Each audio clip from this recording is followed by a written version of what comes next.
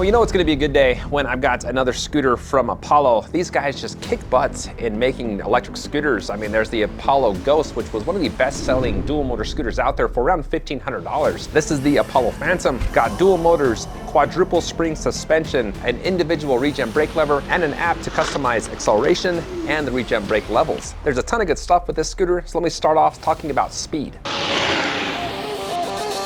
All right, well, you got your traditional speed modes 1, 2, and 3, but if you want to enter the extreme speed, what they call Ludo mode, you just triple press the power button, and that's where you can top the scooter out, which is what I did on a flat stretch of road. I was able to get this up to 40 miles per hour. Now you're probably asking me, was it stable at that speed? And the answer to that is yes. There was zero stem wobble, zero shaking, zero rattling, zero noise. Apollo is just known for their solid and well-built scooters, especially at faster speeds, and that is very true with the Phantom.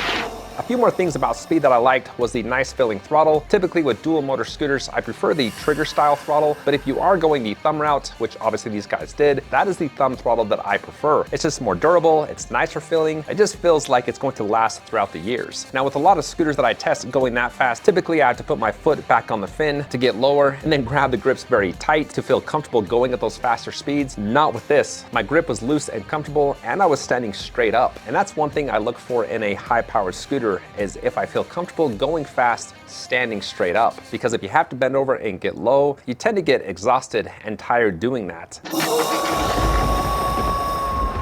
One of my favorite features about the Phantom is the acceleration. They spent some time on how that power is delivered. One thing that can kill high-powered electric scooters for me is if you hit the throttle and it just takes off from underneath of you. You know, they're fun, but it gets old as you continue to ride the scooter more. Sometimes too much power can be a bad thing. The power delivery on this is what I call powerful and smooth. It's powerful enough to where you get some tire spin and some thrill, but not enough to where it's uncomfortable, where the power comes on too quick. Now there's no delay in that throttle. As soon as you move it, as soon as you put pressure on it, that power hits. And that is from a standstill or while you're moving. Now in the app, you can actually change the power sensitivity from 1 to 10. At level 10 from a standstill, I was able to skid the tires about 5 to 6 feet, which is a good amount of tire spin. Anything more than that, then you just start to lose that tire tread way too fast. So I had a good amount of tire spin, a good amount of thrill, and delivers the power the way that I prefer for dual motor scooters. And speaking of power delivery, you have a ton of it for hill climbing ability. This has got plenty of torque to climb some very steep hills. I took this up a 26% grade hill. I didn't have any momentum to start. I just started at the very bottom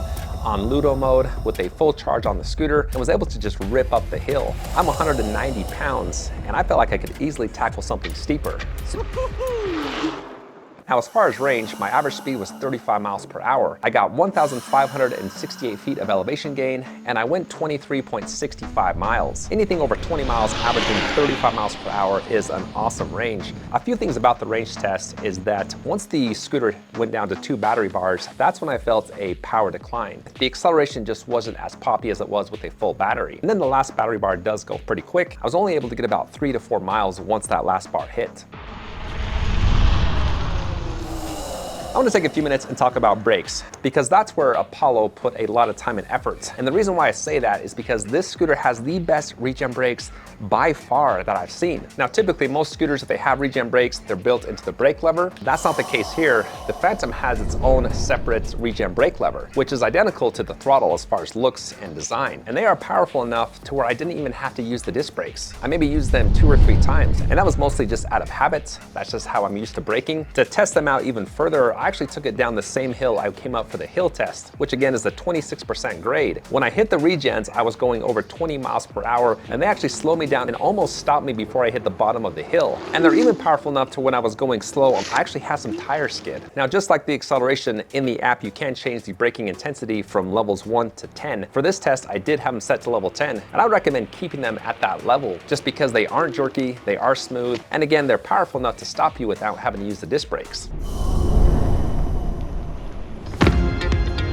Let me dive in more into the ride and feel of the Phantom. And one of the reasons why it is so stable is because the steering locks into center. As you move the steering wheel, you can actually feel it. It hits a certain threshold and then it just locks in there. And that's what really adds to the stability of the scooter at those higher speeds. And then to get it out of that point, it does take a little bit more effort.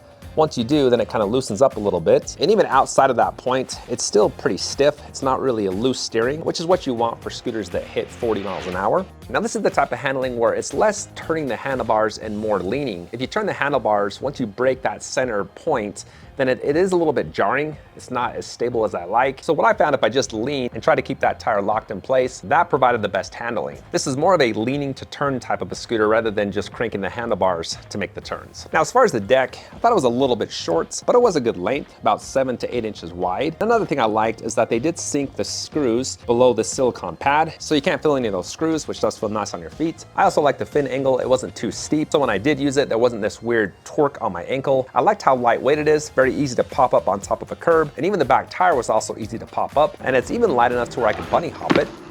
Now moving on to suspension, you got dual in the rear, dual in the front, AR spring, which can be adjusted, but out of the box I was hitting some curbs and I thought I had a good amount of play. It wasn't so loose to where I was bottoming out the suspension. I thought it was just the right amount to make it nice and cushy and soft. I like the height of the stem. I could stand straight up and easily grab the grips. It was just a good size for my 5'11" frame. It just felt comfortable. Everything felt in place. And then I also like the turn signals. They do make a noise. They show up on the LCD screen and they automatically turn off in about 5 seconds, just like a car. A couple things I didn't like was the dim LCD screen. It's a little bit tricky to see in full sunlight. The app is a little bit finicky. When I was connecting to the scooter, it shut down on me about 3 times. It was just a little bit annoying to try to connect to the scooter. And the wiring towards the front is just a little bit messy. There's this longer piece that sticks out. It's just a little bit of an eyesore. I had to dig deep in my pickiness to find things I didn't like. So overall, the take home about the Apollo Phantom has got to be the acceleration, just how smooth and controlled it is, and the regen brakes. That was probably the thing that impressed me the most. I do gotta break the habit of using the levers. I had to consciously remind myself that I have that extra braking lever. So if you're looking for a scooter with some kick butt